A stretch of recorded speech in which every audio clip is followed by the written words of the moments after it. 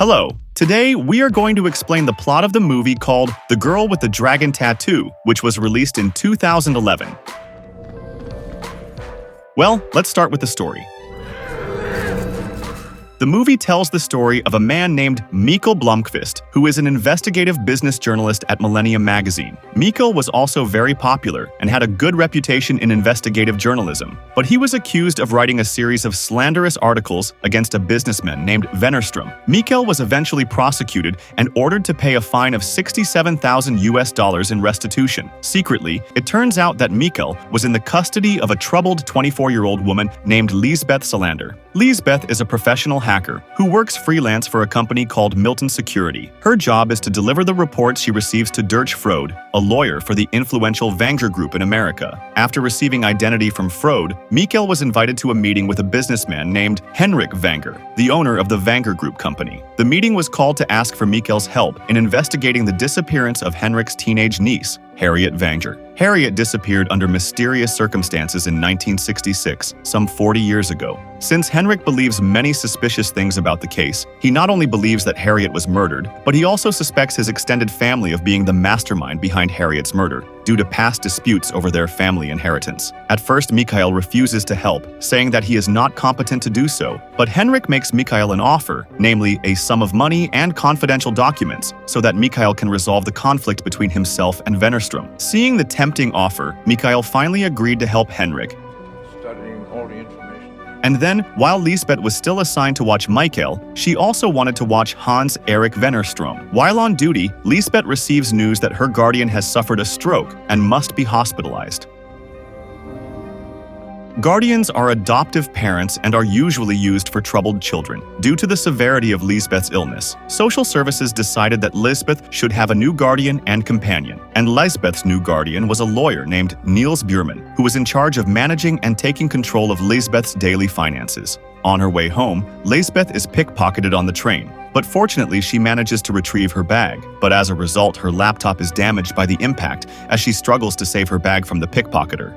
Call a guy a criminal.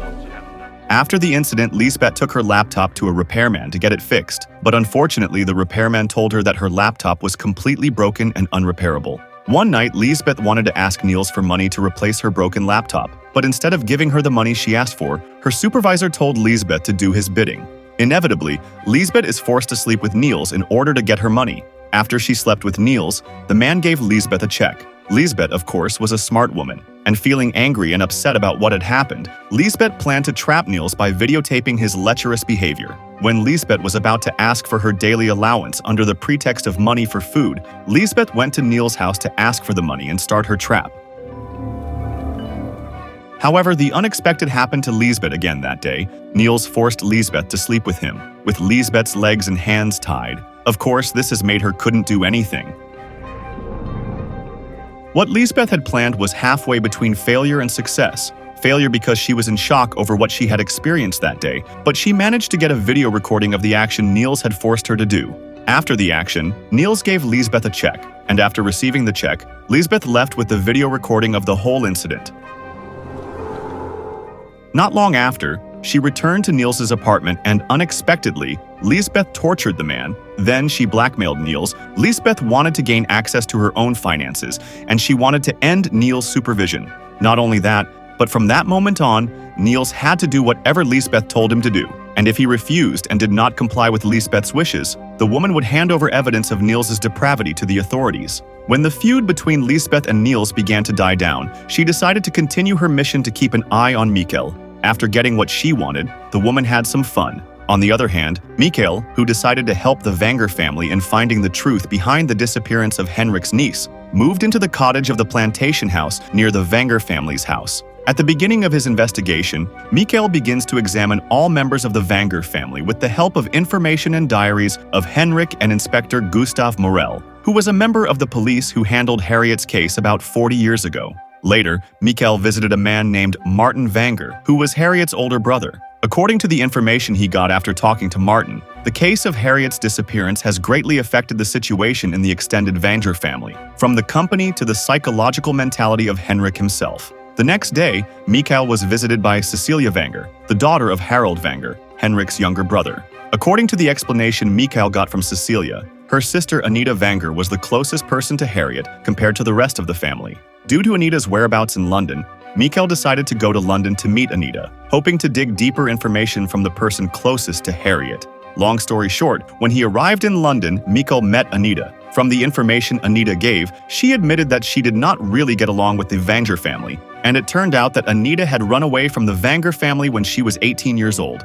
Then, armed with the photo documentation given by Henrik and the local news agency, Mikael used photos taken during the Children's Day parade. Oh, don't say that. There he found something strange, as it seemed that Harriet was looking at someone who might be the person who killed her. There was a look of fear on Harriet's face. As time passed, Mikael's daughter came to visit with the intention of attending Bible school.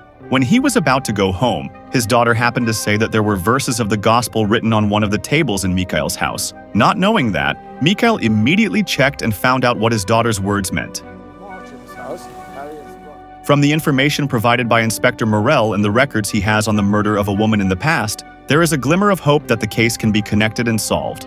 As things begin to look up, Mikael asks for a partner to help him solve the case, and with the help of Frode, Mikael is led to Lisbeth, someone who has been watching him and knows everything about him. And finally, this is where the meeting between Lisbeth and Mikael begins. Face to face, with threats given to Lisbeth because she has been watching him all this time, finally Lisbeth wants to become a partner to help Mikael solve the murder of the woman. As it turns out, Lisbeth is also interested in the case. With her high hacking skills, Lisbeth did not take long to carry out the investigation, and finally, she soon found traces of a serial murder in 1949 in Sweden. Starting from the information that occurred in the murder case, all came from verses of the Old Testament scriptures. Even the names of the victims were taken from these verses, and the final shocking fact was that they were all Jewish. The next day, Mikael and Lisbeth also believed that their murders were motivated by anti-Semitism, which is an attitude of hostility toward Jews in the form of persecution or torture based on hatred. At first, they believed that Harold, Henrik's younger brother, was the culprit, since the other two Vanger brothers were dead at the time of Harriet's disappearance. To make a long story short, Mikael and Lisbeth divide their tasks, with Lisbeth searching through the Vanger family's business records to trace Harold's whereabouts, while Mikael investigates his home. On his way to Harold's house in the woods, Mikael was shot by an unknown person, almost hitting his head, but he managed to escape and return home safely. Another time, when Mikael continued his investigation, he found new documents and facts that led to Martin, who was the older brother of Harriet herself. Mikael secretly went to Martin's residence to find out something, but Mikael's presence was discovered by Martin, who had just returned home. Knowing that Mikael had suspected him, Martin finally took Mikael prisoner at gunpoint. Meanwhile, Lisbeth discovers the fact that Martin and his father are the ones responsible for the serial murder case in the past. She finds the same two photos. On the photo, the blue sweater Martin is wearing is the same as the one worn by the person Harriet is afraid of on the photo of the Children's March. After getting enough information, Lisbeth returned home to Mikael, who was no longer at home. To make a long story short, Mikael woke up and found himself tied up in the basement of Martin's house. Soon after, Martin admitted that he had committed the murder in the past. As Martin was about to kill Mikael, Lisbeth appeared and attacked Martin with a golf club until he fell. While Lisbeth freed Mikael, Martin tried to escape with his car. Lisbeth immediately chased Martin with her motorcycle. But on the run, Martin's car went off the road and there was a serious accident. As Lisbeth tries to approach the car Martin is driving, there is a sudden explosion, killing Martin in the accident. Back home, Mikael suspects that Harriet is still alive, and the only living witness who can be questioned is Anita. Mikael immediately returns to London, and it turns out that his suspicion was right. Mikael found a living Harriet using the name of her long-dead cousin Anita, and it turns out that the Anita Mikael once met is Harriet. Mikael also returned to Sweden to reunite with Henrik, bringing Harriet with him, and Henrik crying happily after being reunited with his niece. Harriet also revealed that she had killed her father because her father and brother Martin had Harriet. Fearing for her tense life, when she sees Martin at the children's parade, she escapes with Anita's help. To make a long story short, Lisbeth did her hacking to help Mikael deal with Wennerström's lawsuits by draining Wennerström's money abroad. As a result of the loss of the Wennerström company, the news of the lawsuits against Mikael died down. The reason Lisbeth wanted to do this was because she had fallen in love with good old Mikael. One snowy night, Lisbeth wanted to give Mikael a leather jacket for Christmas Eve. When she went to Mikael's house, Lisbeth found him spending time with a woman who turned out to be his boss at Millennium magazine. Lisbeth, who saw this, was speechless and could only be silent. She decided to go back to riding her motorcycle. The story ends.